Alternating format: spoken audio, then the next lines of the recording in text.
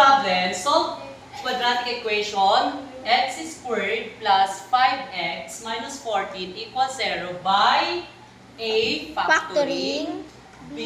Using quadratic formula.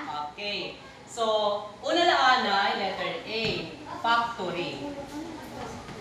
How do we solve quadratic equation by Factoring. In ating formula, ang quadratic equation is X squared plus 5x minus 14 equals 0. Okay. Una nga pagbubuhaton, kuha ang factorhan first term. Anit hiya, x squared. So, anit factor hit x squared? X times x. That is x times X. So, siya nga factor, asin aton ibubutan ni di mahimupitahin duha nga Parentheses equals 0. So, siya nga factor, pagtatag sa untahiya di. Sir. Ikadua nga step, itsa nga last term nga negative 14 kukuhaon tayo iyong factor o negative 14. So dapat iya factor kapag ka siya di negative, di ba? So kapag ka minus limit iya factor, makakakuha kita di hit iya kanan middle term na numerical coefficient. So ano it mga factor hit 14?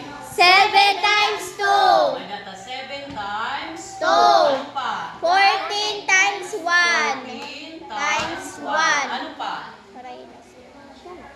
Ha? Ano pa? Asyala, sir. Asyala.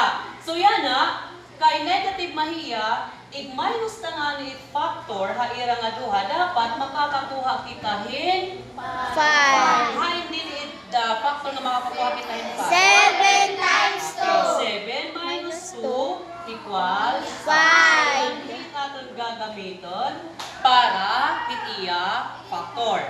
So, ibubutan tadi di 7 and 5. 2. 2.